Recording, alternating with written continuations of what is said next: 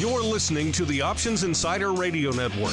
For more quality options programs, visit www.theoptionsinsider.com or search for Options Insider Radio Network in your podcast provider of choice. Listeners can also access all of our programming through our mobile app, available in iTunes and on Google Play.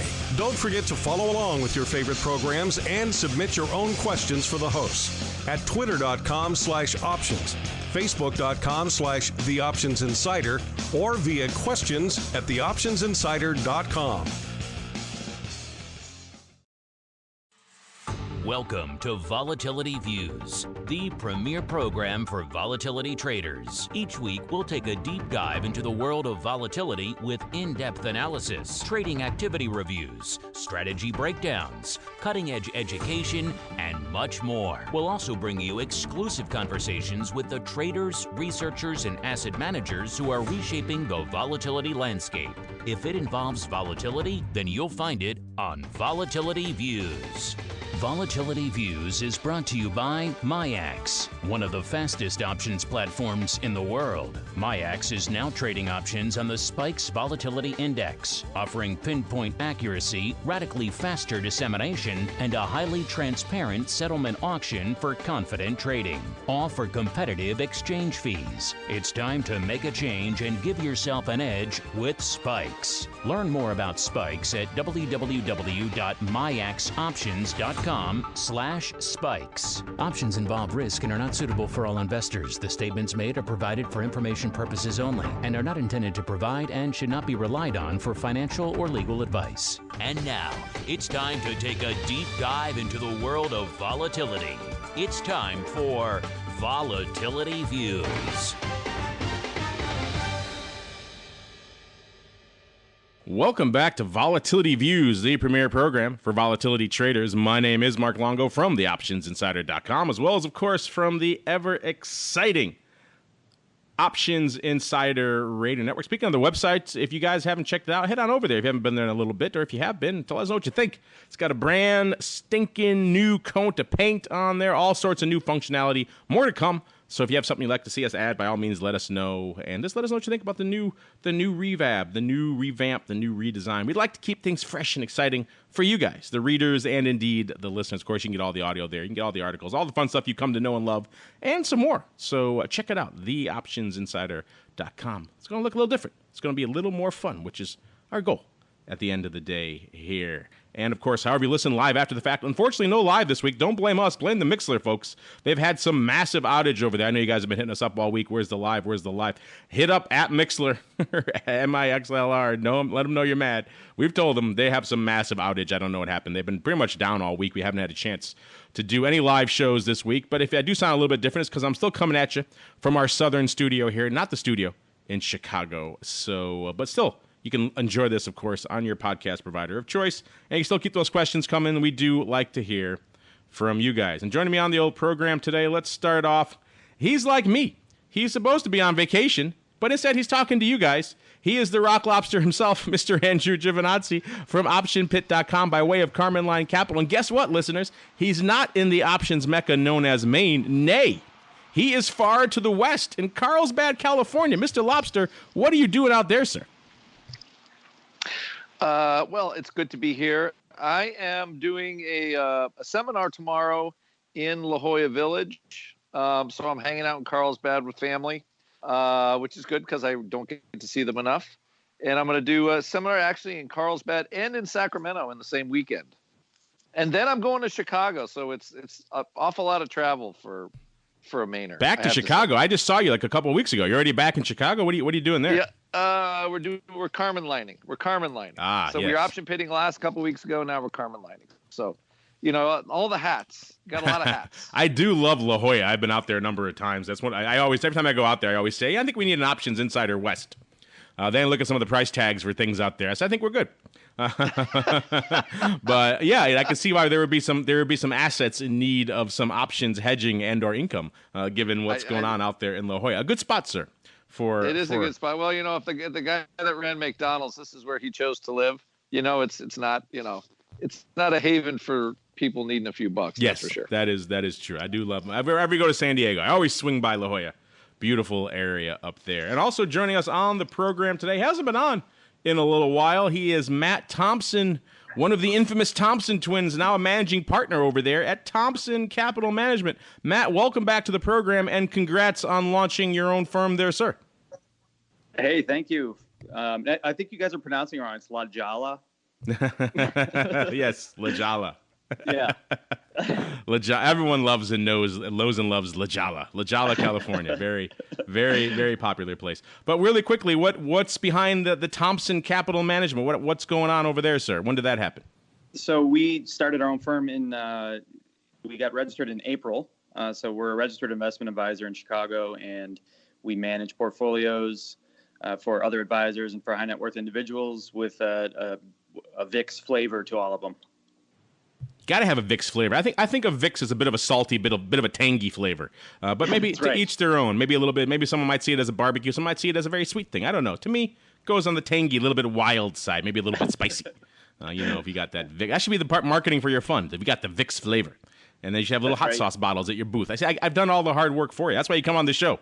You get the answers. You get the answers handed, spoon-fed to you on this program. Speaking of coming on, we were going to be joined on a bit of a sad note, we were going to be joined by our old friend, Mr. Russell Rhodes. Going to be a bit of a triumphant return of Russell's weekly rundown, but I found out not too long before showtime that unfortunately his father passed away suddenly yesterday. So our thoughts and condolences out there to Mr. Rhodes and all of his family, and he's off dealing with all of that right now, and we wish him the best in these difficult times as we keep on rolling right on into the Volatility Review.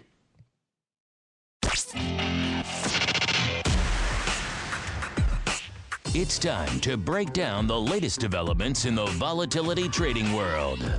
It's time for the Volatility Review.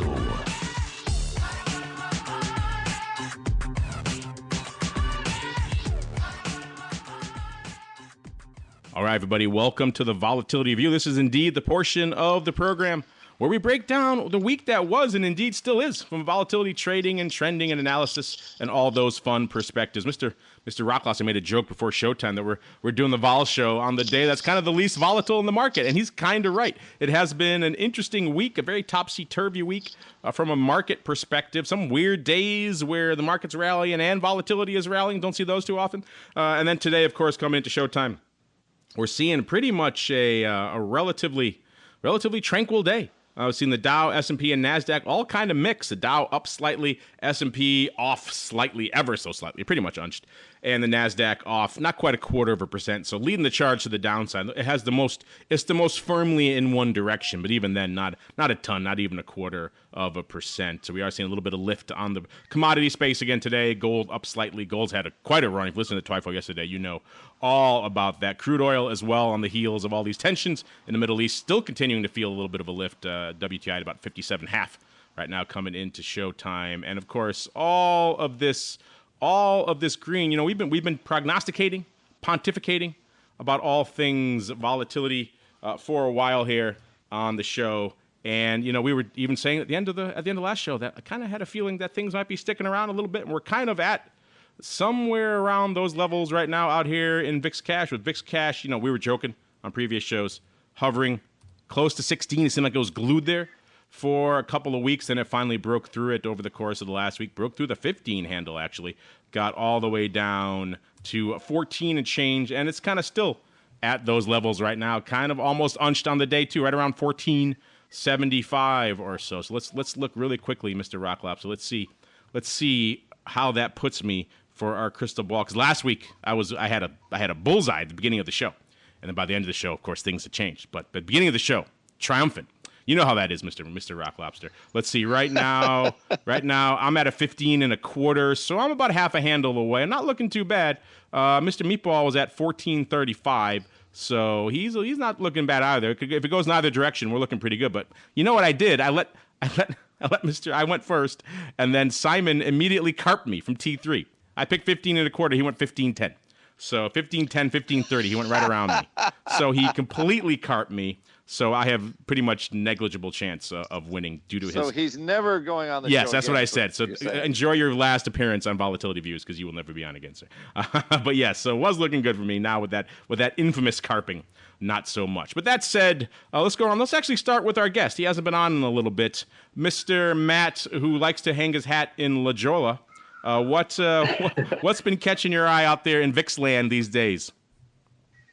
Well, this whole month has just been obviously this push lower in vol, off that kind of deck we had in May. And then, this week obviously was the big one for us it seems like the VIX, the Fed put has come back into the market. And so you had a big drop in vol on the Fed announcement on Wednesday. It seems like a rate cut is pretty much guaranteed here. So really, we're just sort of steady state, volatility is coming in. And what we're most concerned with now is, okay, the rate cut, is that going to be like a 1995 like insurance cut, or is this going to be a 2007 they're too late kind of cut scenario? So that's really what is going to matter for vol.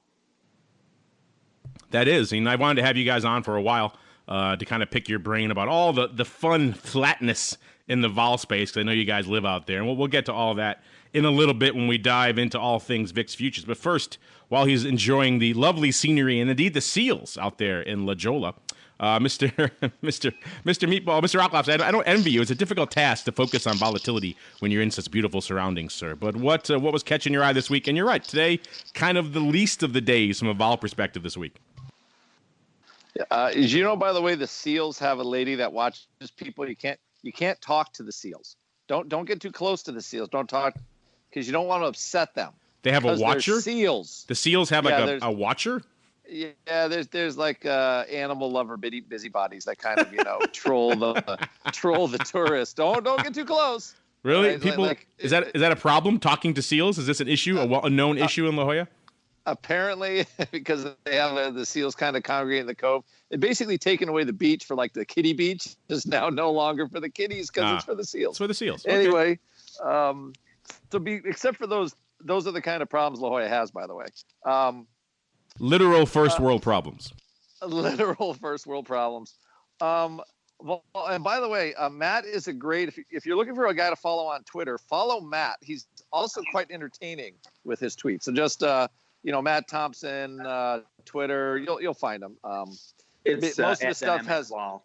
Yes, that's it. That dynamic wall. There you go. Because his tweets are about VIX. So definitely worth following if you want to learn something about VIX. Besides me, but I don't tweet that much because my view is I do that for the paying customers, although I do put a couple blogs out a week. But anyway, so I think vol is an interesting. I wrote earlier in the week about the value of the straddle kind of being pinned, the at the money straddle around $88 or $90. Like, let's call it a 2.5% move out to July, and that's kind of what we've had. It's been, this is we're like in an extended earnings period where the market's looking for some sort of relief. Are we going to cut? Are we not going to cut? So it's like, we have earnings in July, right? Where, okay, that Microsoft straddle is not going to move from $5 basically. And we have something similar with SPX volatility. And, depending where we are on the time cycle for VIX, as we get closer, that's going to leak out, but it's going to push farther back. As VIX starts looking to, later July and August and all that stuff, as we go on a month. So you have this kind of suspended animation for vol because, the market really wants this relief cut. I think it's sort of a, like when the U.S. would go in battle, vol just would tank historically, and the market would launch. I've gone through two of those, two at least, maybe three. So you're at this thing, so it's a strange spot for vol, which makes it hard to trade. So if you want a vol trade now, it's tough. I think you probably could get some future erosion, stuff like that. But unless there's like other more strange headline news, I think you're probably going to see real benign vol conditions. Like, I would be surprised if VIX Cash was more than 20 cents, and that will be my crystal ball from where it is right now at the end of next week. I don't see a reason for it moving. The market wants a cut, and it seems like they got the right language for one, and the Feds are going to try to just basically hold everybody's hand through the trade wars until they're done. I don't know, they're taking on like the the epic proportions of, the Clone Wars and Star Wars 4 or 2 or whatever. It just don't go away, and they just keep spreading, So I like it. The Clone Wars of volatility. I like it.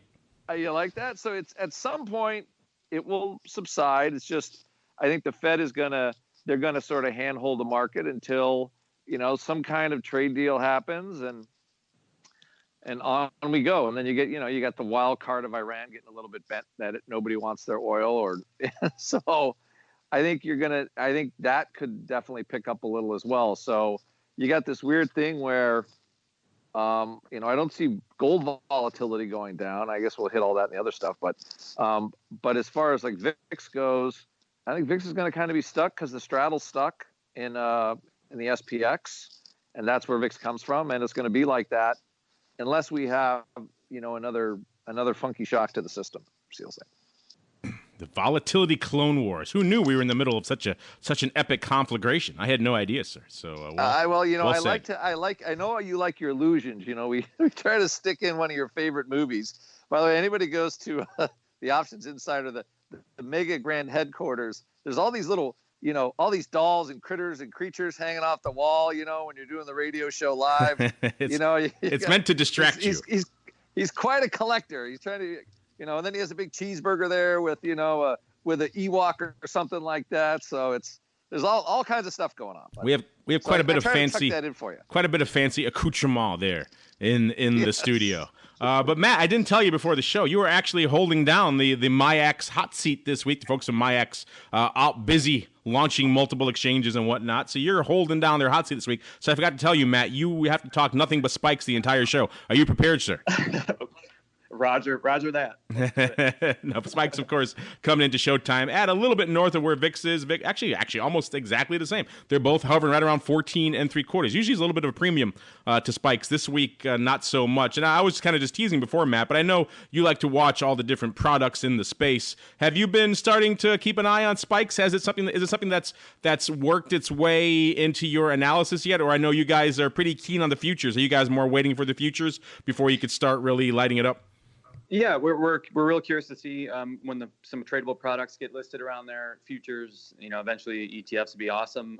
So yeah, now we love the fact that there's some competition in the space, and we watch that for sure. It's interesting to see just sort of the little, like you mentioned, there's usually a little premium in the spikes relative to VIX. So we like to just sort of we're watching it and waiting for those products to come out. Except the day you come on and fill the hot seat, of course, and you killed all premium. They're trading exactly even right now as we speak. So maybe there's something to be read into on that level as well. Our old friend Volatility, aka the VVIX, also down. Everything kind of down a little bit from last show. VIX and spikes both down about a point, and VVIX down a little over 3 points, about 3.5 handles, right around 81 coming into showtime. So, that's getting, if you've been listening to the show for a while, listeners, you're getting down towards that lower end of the near-term range for VVIX. When it starts getting into the 70 handle, then it's probably going to start moving from there. It doesn't hang out in the 70 handle too long. Once it gets around like a 75 or so, then you're probably going to see something happen to make VVIX spark back up to the 80s or into the 90s, maybe even to the triple digits. But usually when we're getting down, so we're getting we're not quite there yet, but we're getting precariously close to those levels where you might want to start turning an eye towards this vol thing we like talking about here on this show so much. But Matt, one of the reasons I wanted to have you on this week is, like I said, you guys live in the land of the mullets and the Tulums and all the various well-named strategies you guys have. But you guys live in that VIX futures curve. That's where you guys kind of hang your hat. That's where you make your bread and butter out there. And there quite frankly has not been a lot happening in that curve for at least the last month, if not longer. It's been, I think we referred to it at various times as spookily, eerily, somewhat weirdly and strangely flat. I mean, it's just been, you get out to like AUG and then that's kind of it, right? It kind of just sits there. And in fact, and then you get a nice little sell-off for DEES. You actually can roll the DEES and get like a credit. There's all sorts of weird things going on out there. So for a guy like you who lives and breathes the VIX futures curve, what has this last month or so, what's it been like for you guys? Are there setups? Do you guys have a setup for the eerily flat structure, maybe the nothing going on structure? I don't know. And then, what are your thoughts on this weird level of flatness we've been seeing? Yeah, so it's definitely flat. I was just running the numbers. Looks like on up till today, the average for the front month and second month steepness, which is where most of the AUM is, the average of that is about 4% this year, compared to 2017 when the average was about 8% through the first half of the month. So you're about a half, the pre-XIV era. And I think that's got something to do with it, where the AUM in the VIX ETFs after XIV, after February 2018 happened, the AUM in those short products is down significantly, like down 90%. So you've got a little less kind of structural factors there making that curve steep. But I think probably the bigger issue is just the fact that the issue that the market seems to be wrestling with is that sort of this big business cycle macro type thing. Like, we're going into this earnings slowdown period, and they're going to maybe start cutting rates, and so that's a tough issue to sort of place in time. So the market is doing its best job of just saying, let's just raise the deck a little bit, and we're just going to say it's sort of flat out 5, 6, 7, 8 months. So that's our best guess there, and it is a tough. If for a VIX curve trader, that's what we do, is we follow that curve around, and it does make it a little harder to get like a clean signal out of that. But this kind of reminds us of this setup reminds us of kind of late 2007, the fall 2011 period, just before that actually. And then also the last little slowdown period we had in 2015, 2016, when they tried to raise rates like a few basis points and then backed up on that. So we tend to see this around these big sort of inflection points, and that's just kind of how we're treating this. So we're just we're kind of hanging back here and letting this thing, at some point it's going to make up its mind either higher or lower. So this has kind of been like a sitting on your hands time frame, right? Because there's not really a lot. Sounds like you guys can do in this type of environment. Yeah, we've been, there is this month has been pretty good on the short side, but it's still it's definitely a marginal signal, so we just have to approach it a little bit more cautiously. And Andrew and I have remarked in the past on this, and looking at the curve right now, coming into showtime, we were at roughly about a 1670 for that 2 months out, that AUG future, and you go all the way out to DC, and it's at a 1690. So it's pretty much actually comes off. The NOVE contract's about a 1715, and it drops off to about 1690 for DC again. So they're pricing in a very tranquil end of the year again. I know seasonally that makes sense, historically from a seasonal perspective, that usually is a tranquil time. But you think there'd be a little bit of recency bias baked into that. The last couple of Decembers have not exactly been super humdrum times. Are you surprised, or I should say as surprised as us, that they're baking in such kind of nothing towards the end of the year? Well, yeah, it's. I think the market can't really help itself but to put that little seasonal dent in the curve. So there's always that little dent, December dent, just because of the calendar in that time frame. There's a lot of holidays, and then you're right. Up until the last couple of years, it has generally tended to be a quieter period. So we're a few months out still. So I'd be curious to see if how that finally shapes up. When we're talking again in like October. Yeah, if anyone's thinking about rolling out to like AUG or SEP, you might as well roll to DC. There's no reason not to at this point. You get a nice little credit for doing it, so might as well go out there, take advantage of some discounts in the vol space. Again, it could be seasonally quiet. That could be dramatically overpriced when all things are said and done. But at least right now, the way things are pricing up, it just seems oddly aberrant. Mr. Rock Lobster, does this still resonate to you? The eerily flatness of that eerie level of flatness that's going on out there in the VIX futures curve these days, sir?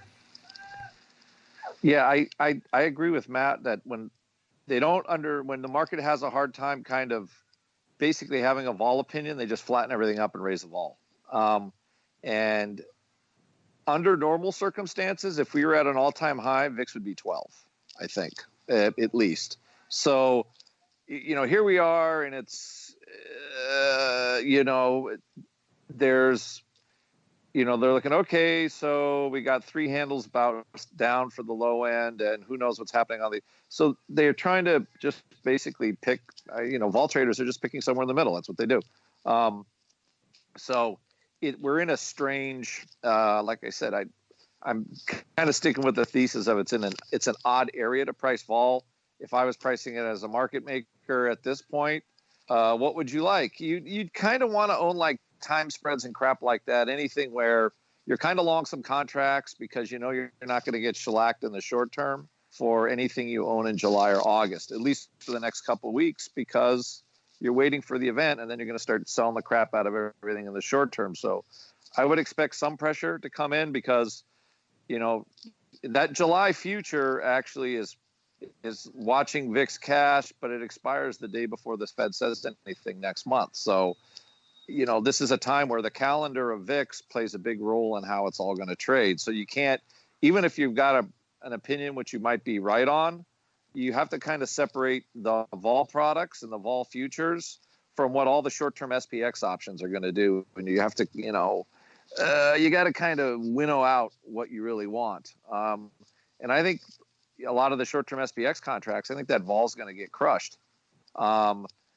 And as people try to finance all that back month stuff, and I wouldn't be surprised if all this stuff looks very similar to how it looks next month, unless, you know, they start to job on the fact that they're going to have a rate cut and the market prematurely crushes the vol, which they certainly could do, and they've done in the past. And it feels like that's kind of what they did now.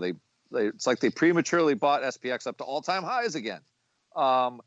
And, you know, forgive me if I'm wrong, but, you know, in 2016, all the same stuff is on the table. Like we have this trade war and, you know, now we have this problem with Iran and now we have earnings. So just the fact that the Fed is going to knock the yield down a little bit, and that gets us to all-time highs. I'm just, that's why vol is confused, because I think the vol traders are shaking their head like, what the hell is everybody doing? What the hell is everybody doing indeed? Let's see what people are doing out there in the actual vol products today, the options. Let's start with spikes. Remember we were talking last week, listeners, huge week, just an unprecedented week for spikes. It was 15,000 contracts going up in one massive 1x2, so a huge week for them. This week, the OI kind of staying pretty much the same, actually coming off a little bit because, of course, June coming off the board there, so all those June contracts going away. We're still seeing, obviously, that massive 1x2. It was the AUG 1826 1x2 5,000 by 10,000 times, still dominating the OI easily, number one and number two out there. I think they're still looking for some more institutional paper to come in and really start playing in the space. But if early indications are what they are here, it seems like a lot of this paper is going to be similar in bent and nature to what we're seeing in VIX land, which is indeed what we expect. We don't expect different players to come into spikes. We expect the same players to come in and express similar views. And so that should be interesting to see, particularly once that future comes online and we start seeing some of these markets tighten up there as a result. Moving on to VIX options land, decent volume day, kind of a decent but not a light 'em up volume week out here. Today, coming into showtime, we had about 340,000 contracts on the tape. So actually not bad. The ADV has come off markedly over the last couple of weeks. It was pushing 700,000 not too long ago. Now it's shy of 500,000, 447,000, which is kind of a more normal summertime type of level for VIX. And so yeah, about 447. So we're actually threatening that ADV today, which is kind of interesting. Before we get on to what's trading today and indeed throughout the week, let's see what the top number one big money VIX options positions are. Let's start with number 10 here of our top 10. Back to that 37.5 strike. Has an eerie fascination for some people out there because they keep playing in it. We'll look at some of the trades that are going up this week. That strike continues to fascinate people out there with about 115,000 for number 10, July 37.5. Number 9, the July 30 is $1.22 on the tape. Number 8, our first put on the list, the July 14 puts, 123,000 contracts open there. Number 7, the July 25 is $1.23 there as well. It's just a couple hundred contracts separating those two. Then we got number 6, our second put on the list. The July 16 puts, $1.25 open there. Number 5, the July 15 puts for 133,000 open. That's the only other put. That's the last put on our top 10 here. Number 4, July 26's 143,000 contracts. Number 3, back to 37.5. The AUG 37.5. People love them. They like that strike. They keep rolling it. They like that strike. AUG 37.5 with 145,000. Number 2, the July 24 is 159,000. Taking the number 1 spot here this week. You can see it's kind of a light week. A lot of OI off the board. The number 1 spot, the July 20 is with a mere paltry 161,000 for a number one spot. That shows you how light the OI is right now. Usually that's not enough to even get you in the top 10. But that's number one this week. OI about 5.6 million on the board, about 4.3 million on the calls, about 1.3 million on the puts. Obviously, June coming off the board, taking a lot of OI with it. So we're at about roughly half of the OI where we were a few weeks ago. We were at around 10 not too long ago. So a lot of OI haven't come off the board. Let's see what people are up to this week out here from a trading perspective. Today, the narrative, once again, we were talking last week, size ratio verticals in VIX and in spikes last week. Seen a similar narrative this week. Today, the big trade out here in VIX land is 10,000 by 5,000 out in Dece. And again, this strike that people love. I don't get it. Mr. Rock Lobster, maybe Matt, maybe you guys get why people like this strike so much. We're seeing a 1 by 5 out here today. It's the Dece 26, 37 half, 10,000 by 5,000. A call vertical. The Dece 26 is going up for 84 cents. So they were 80 at 90, so 4 cents off the bid there, 10,000 times, and then going up against 50,000 of these Dece 37 halves for 35 cents, exactly splitting the uprights there. They were 30 cents at 40 cents. So obviously, if they did it probably the way people tend to do it, sell one, buy not two, buy five, then they paid a little bit for this bad boy. Mr. Rock Lobster, first off, explain to me everyone's fascination with the 37 half strike, because everyone seems to love it all of a sudden. And then B, how does this one float your boat? 26, 37 half, 1 by 5 vertical, where it looks like if you're doing it, though, sell 1 by 5, you're paying a substantial amount to get that on. Does that float your boat at all? Well, I think the problem with this, it's not a problem with this spread and the 37 and a half strike. It feels like that is sort of the near-term high for VIX. I think Matt will probably correct me, but maybe is that what we saw like in December? Maybe it probably got around there. Cash, not future, but cash. Cash got to 36 and change. So there, I could see that maybe somebody's looking at recent history and saying, okay, we're going to buy that stuff, and golly jeepers, who knows what they have against it. And maybe they're looking at December as relatively inexpensive. So, the problem with this December product is it just isn't going to do anything until December. So it is a darn long hold. My guess is something like this is against something else. So they just want to buy just a bunch of upside, and they're just backspreading the crap out of the vol. It would not surprise me, though, if they bought like VXX puts or something like that. That could be an interesting type of trade because, if the Fed does do this thing with rates, and okay, you can make a rosy scenario in a vol crush, and VXX could be down $6 or $7 in 3 months. Certainly mathematically possible. And then a trade like this might make some sense because it's kind of cheapy upside relative to what you can get on the downside. So I can make a case for this as a trade if they do something against it. I just feel like they've got to have some kind of shorty thing, or this is like a bridge too far, or they're just or long, just tons of SPY or something. Yeah, they got to have something against it, obviously, because by itself, on its face, it's absurd. It's 1 by 5. They're paying 90 cents. This thing's got 11 and a half handles wide. So all the things we hate about these verticals is just exposed here. It's way too wide. They're paying for it, which kind of almost defeats the point in and of itself. And they're paying a lot for it.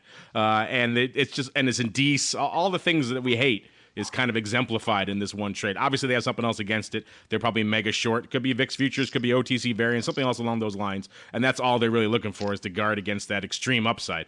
But yeah, I think there are better ways to go about it than this thing. I'm not a fan. I don't know. But we mentioned also the 30 strike continues to have magnetism. That's the case again today. 10,000 more. The SEP 30 is going up for 45 strengths. People loving those as well. So 30 strikes, and now the new love of the 37 halves are apparently what everyone's all up in arms about and excited about today. We also saw today more, speaking of weird trades, a lot of $1 verticals going up this week, Mr. Rock Lobster, including today. We had the July 2021 vertical going up 6,765 times for, what is that, for 16 cents. So 16 cents for a $1 vertical. Does that float your boat? I'm guessing probably not. Yesterday we had had a 4-way roll out there. The big trade on Thursday looks like an AUG roll. It was, let's see, what were the strikes here? AUG 12. Where is it? Here we go. AUG 12, 17 put spread. That one going up against, so nice 5-handle put spread against the AUG 13, 17. So looks like they're rolling out and tightening things up a little bit by about a handle out there. Doing that 25,000 times for a total, obviously, of 100,000 contracts. Also saw some more paper coming in, not quite to the 30s this time, but to the 27s, and right in those, it seems like 10,000 times for about 15 cents. And then, actually, the 27s went up a total of nearly 30,000 times. They were a big trade this week as well. They went up nearly 30,000 times on Thursday and about 35,000 times on Wednesday. So about 65,000 contracts trading on those 2 days. The OI now coming into today's show is around well over 50 thousand. There was at 76,000 as of Thursday. So yeah, about 70,000 open on that strike. So someone's got an axe to grind there on these July 27s, and they continue to add to it pretty much throughout the week, which is kind of interesting. More crazy $1 verticals on Wednesday here. We've got this time it was July 1920 going up for a whopping 11 cents.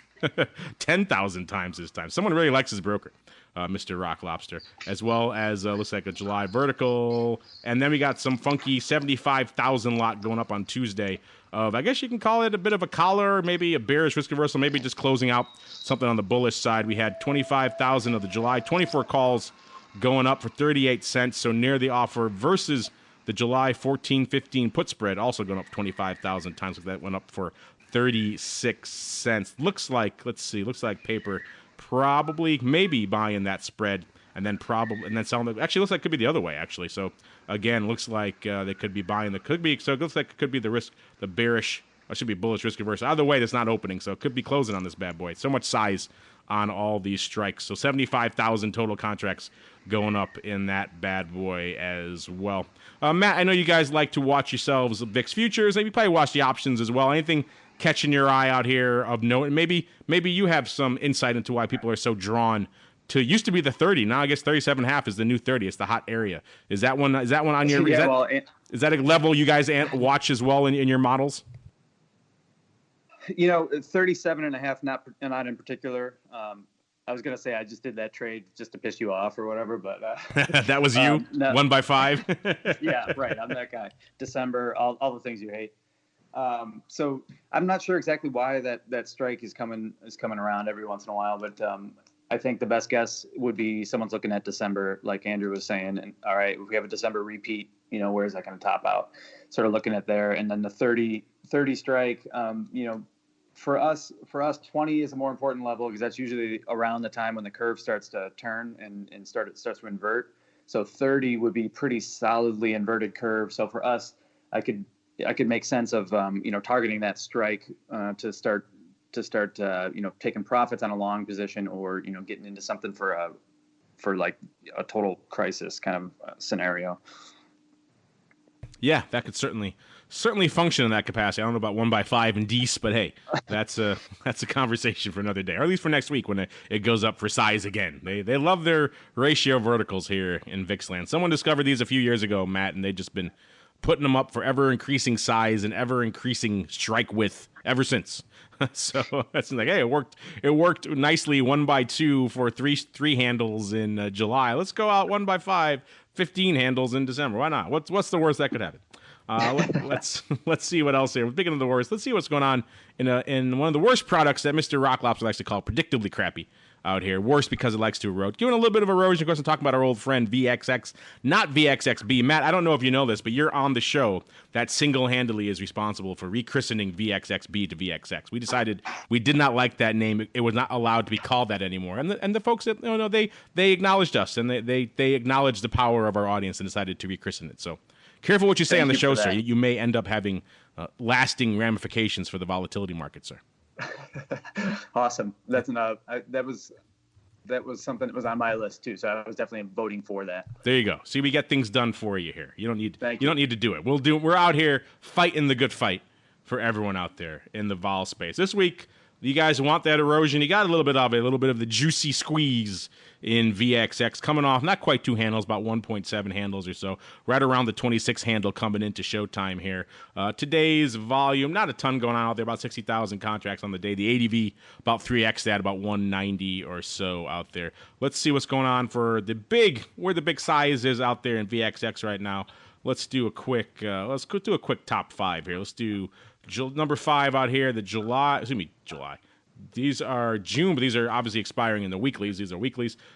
These are the 28 calls. They're going out pretty much, let's see. These are going out, the 28th. So an extra week on these for about 39,000 of those. And going out today, the 45s in June. Spoiler alert, these are not going to work out. And then we've got, what we got here? We got the June 25s and 24s were big ones coming at showtime. And then all 40s out there. So we got to look and see what's going on and update now to July to see what the big paper is. Looks like out in July, it's still calls. A lot of calls leading the dance out here. In fact, let's pull up a live one right now just to see exactly how things are shaping up in VXX land, courtesy of our friend Mr. Flowmaster out there. Yeah, the June 40 still the top of the tape here, with a little bit to go, about 60,000 of those bad boys. So it has been pretty much calls dominating the tape out here in VXX land. Of course, we'll see how that changes once all that juicy June comes off the board. Officially today, the big trade out there, I guess you can call it big, about 1,000 of the SEP 53. Some more call love. They were 30 cents at 38. These went up for 37 cents, about 1,000 times over there on the Gemini. So more people opening up upside here. This is opening in the SEP this time. And then yesterday, looks like rolling some puts out there, going on out to, let's see, what was it? It's like about the big trade of the week maybe was rolling these June 24 half puts for 30 cents out to a July 24 half 23 put spread. Doing that for about 13,000 contracts, 4,400 times on each of those legs. So interesting stuff out there. We haven't seen as much put paper as you might think. So obviously someone looking to keep the put party alive for pretty much another week. That's all he's rolling out for. He's only rolling out another week, which is kind of interesting in and of itself. Matt, I know you guys really like yourselves some VXX out there. Anything catching your eye out there in the ever-eroding VXX this week, sir? Well, it gets back to that flat curve discussion again. That so we like to say that VXX is an ETN that's made of futures and acts like an option. So get your head around that. But so the VXX is always on the move itself, and to try to pick an options structure and call the VXX price, 3 months out, you have to make tons of assumptions in there. So this is partially why we like to use like the instrument itself and kind of go linear that way. But that flat curve is making it a little bit easier on the decay. The decay right now in VXX is about 20 bips a day, just based on where the curve is right now. So that's pretty light actually for VXX. So you can start to work off that. And Mr. Rock Lobster, same question for you, sir. Anything lighten it up for you in your vol newsletter here? That we're not quite in the zone of the monk, not quite in the danger zone. How's that looking for your erosionator out there for your newsletter, sir?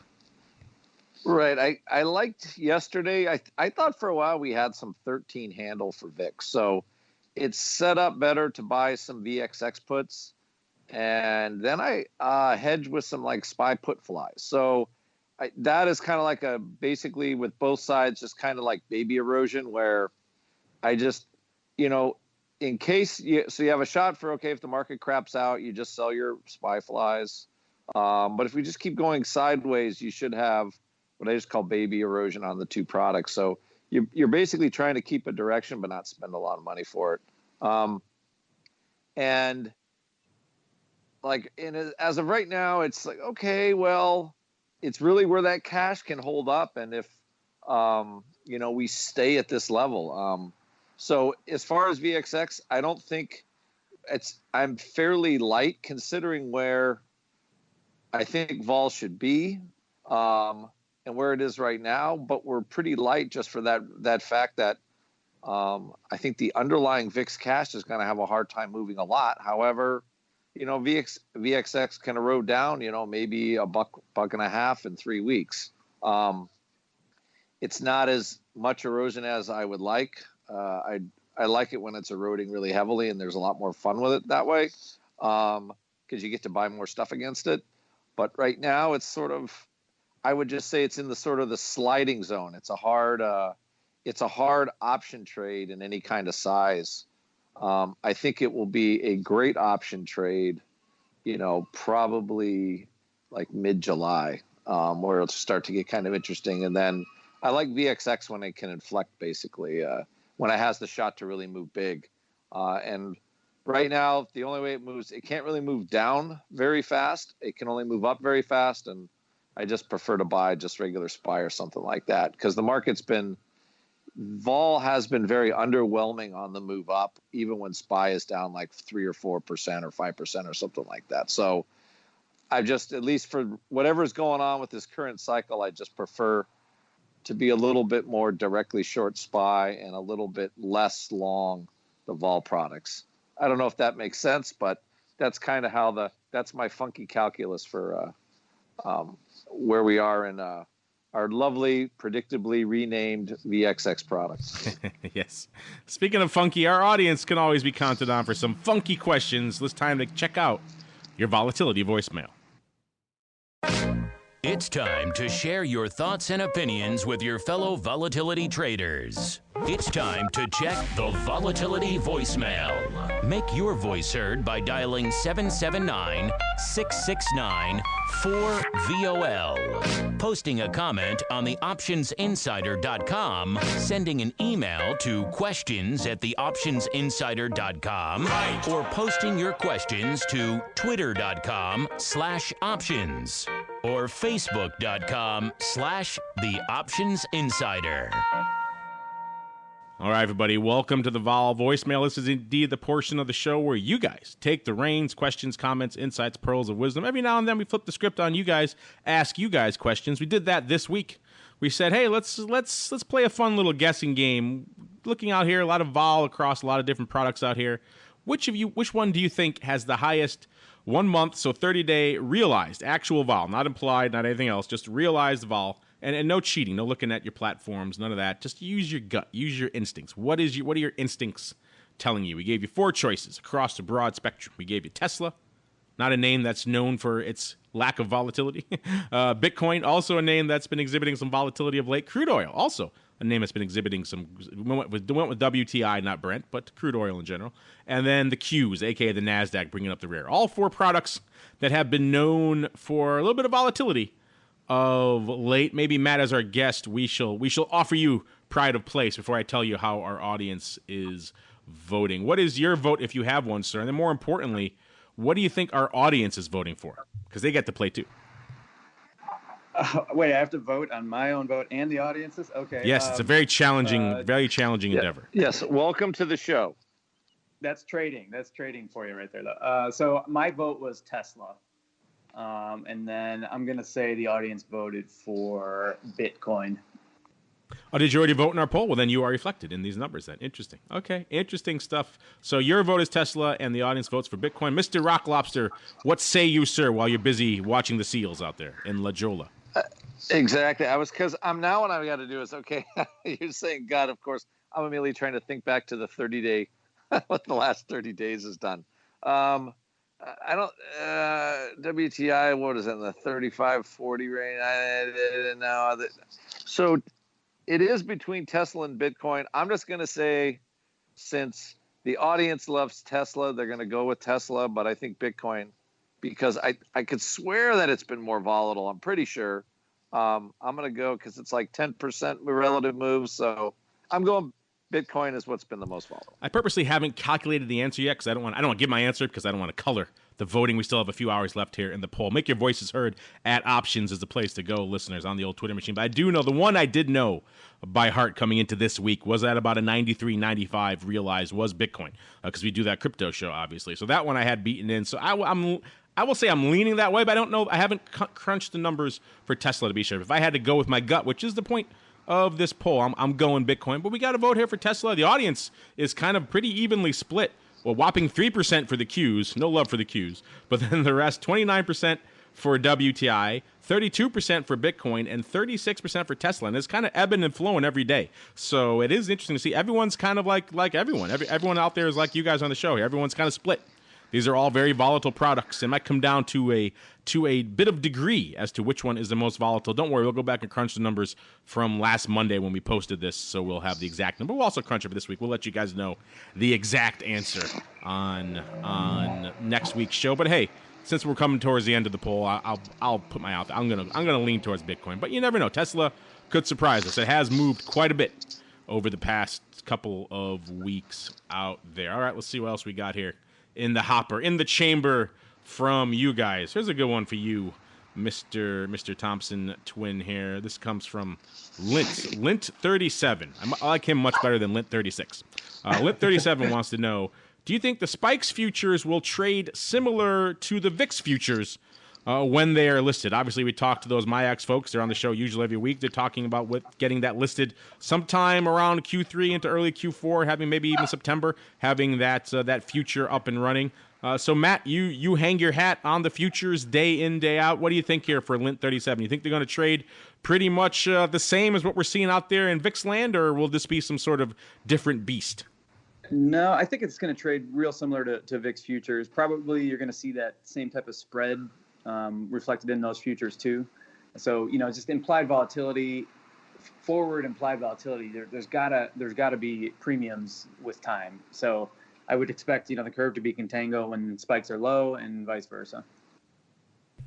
Yeah, I have a hard time seeing a scenario where it's markedly different.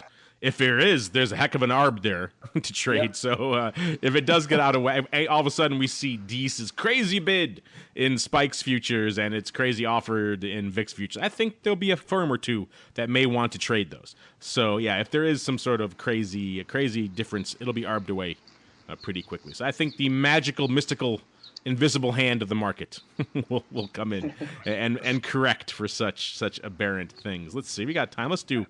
Let's squeeze in a couple more before we get to the old crystal ball. Let's see. How about this one? You like talking VXX. This comes from BJP.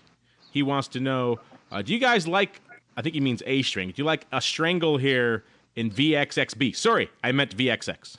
So you're forgiven. You're forgiven for using the wrong nomenclature there, Mr. or Mrs. BJP. But interesting one. We're just talking about VXX and kind of how we're in this weird time where everything is flat in the VIX curve, so you can't really. I might go out on a limb and say this is probably one of the times when I like a VXX strangle probably the least, just because there's not a lot. I mean, you mentioned, I guess if you want to have it, it's to the upside right now, right? Because the downside ain't doing a heck of a lot for you. Are you feeling a VXX strangle here, Mr. Rock Lobster? I am not. I think it is. It is just theoretically a tough time for it. So any VXX put is pretty close to the money, so I'm not expecting much.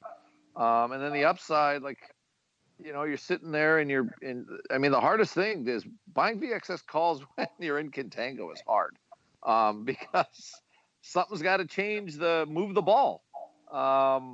So, if anything, you maybe buy some call spreads, to kind of lower your cost, or maybe some upside call flies or something to keep the cost down, because I just think the erosion penalty, even in a week, is going to be kind of hard on that product. So it's tough, a tough trade. Yeah, it's not a trade that fills me with enthusiasm right now.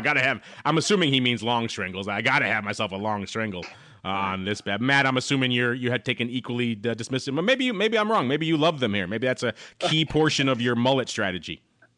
No. That doesn't seem to make too much sense to me here. If anything, I'm just looking for slight erosion in time here. So I probably wouldn't do that one. All right, let's wrap it up with one more here. Let's go from Merst, or maybe it's Mrs. T. I'm going to call her Mrs. T. I like that better. Mrs. T asking, we talked about this we touched on this a few times now. Will SVXY ever go back to the way it was? Thanks for including earnings vol breakdowns in your show. You are the best. Well, you're welcome, Mrs. T. Ironically, we didn't get to the earnings vol this week. Here, really quickly, just because Mrs. T asked, let me do a real quick earnings vol breakdown for her. Again, we have a lot of these great reports on our site, listeners, courtesy of our friends over there at Oratz. You can read them for yourself. This week, the big players here from an earnings vol perspective, we had Carmax today before the bell. They were pricing in about $5 and change. They delivered 371, so underperforming there pretty dramatically from a vol perspective, but not a huge vol mover here. Of course, earlier in the week, we had Adobe and Oracle with two of the big ones. Adobe was pricing in. They were at about $300 going into their announcement. They were pricing in almost 11, and they delivered 861. So they came in about $2 and change under the straddle. And the same with Oracle. They were at about 57 coming into their announcement. They were pricing in about 250. And they delivered. Actually, they outperformed about 416. So they're one of the few names that actually outperformed. In fact, Matt has been saying, we had him on our advisor show not too long ago. He said this is the best quarter he can remember since they've been crunching the numbers for premium sellers. So many names have underperformed this quarter. So of course, that worm's going to turn next quarter. They're going to tighten up those straddles, and then all of a sudden everyone's going to blow the doors off of it. So that's a very aberrant scenario. Doesn't mean you have to go out and start blasting out premium right now. But there you go for Mrs. T there. A little bit of an earnings vol love. That's a long way around to Matt. I know you like yourself some SVXY. It obviously had a bit of an ignominious fate there, where mid-session they decided to just up and change the rules on everybody. Mrs. T wants to know if we think it'll ever go back. What do you think, sir? Go back to the good old days? Yeah. Well, first of all, I love her Bloody Mary mix, Mrs. T. And then SVXY. It's obviously it took the leverage in half.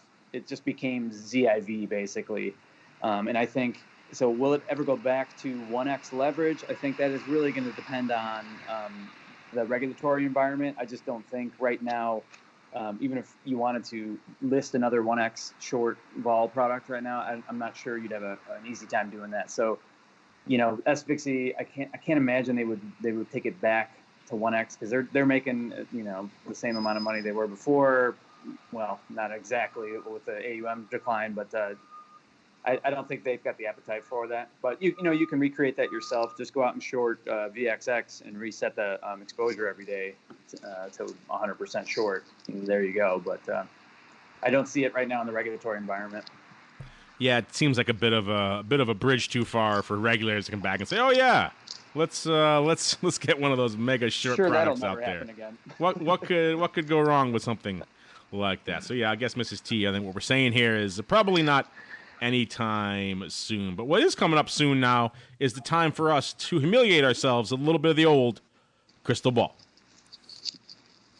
All right, everybody, welcome to the crystal ball. This is indeed the portion of the show where we wrestle wildly, valiantly for your information and education and enjoyment here as we attempt to grapple with those finicky and fickle volatility gods out here. This week, coming into the end of the show here, spikes staying glued at that 14 3/4 level, not really moving a lot, and VIX Cash kind of pretty much the same, right about a 14 3/4, 1480 or so. So pretty much even actually VIX getting a little bit of a premium over spikes. How strange things afoot when Matt comes here on the program here. So that means I was looking good. If it wasn't for the just complete and ignominious carpage of Simon from last week's show, I would clearly be the victor.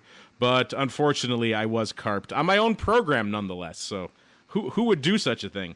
So I unfortunately, with Simon, I was at a 1510 for VIX Cash, 1530 for spikes.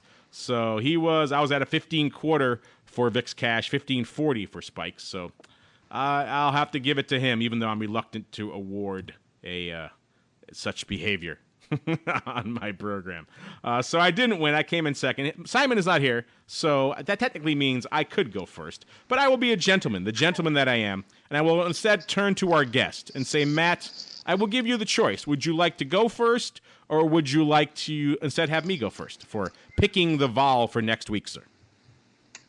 I am going to go first, so I don't have any sort of bias here. I know, listen to you guys. I think crystal ball is a little cloudy as usual, but I'm going to say I'm going to give you an oddly specific 1591. I think vol's VIX on VIX. It's going to go push higher a little bit into the G20.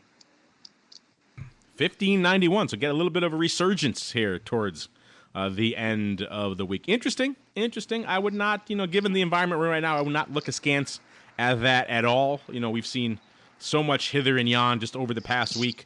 I was feeling I kind of liked where I was last week here on the show until Simon so rudely carped me. So I don't typically like coming in at the same level. So I'm not going to come in exactly where I was, but I'm liking in that range of kind of the low 15 handles. I'm kind of feeling that. So I'm going to bump it up a little bit. I'm going to say 1540 for next week on the show. And if I have to do a Spikes premium, let's say a 1565 there for Spikes. Even though that premium getting a little bit tighter right now. So not looking as reliable as it once was. Mr. Rock Lobster, I bought you some time.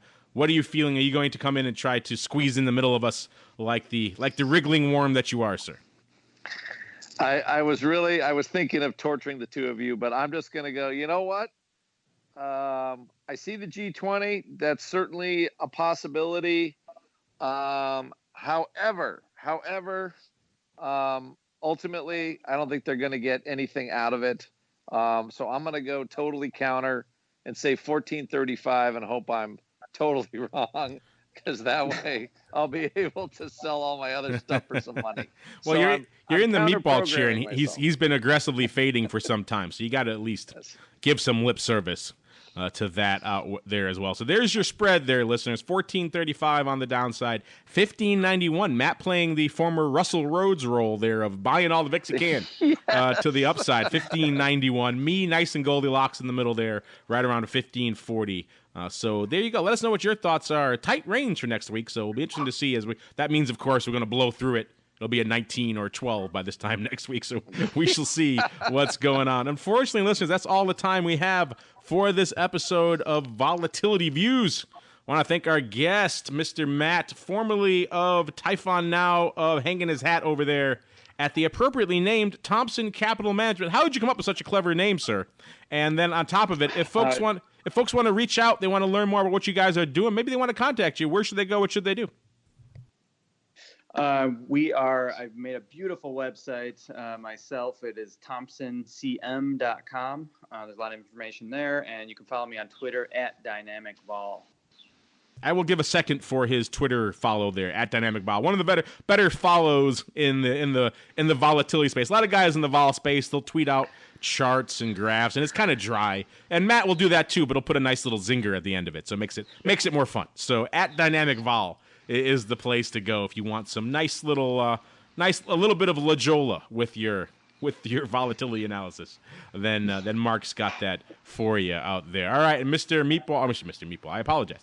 Mr. Rock Lobster, when you're not out there petting the seals and talking to the rich folk in lajola, what can we expect from you guys over there in the land of the pit, sir?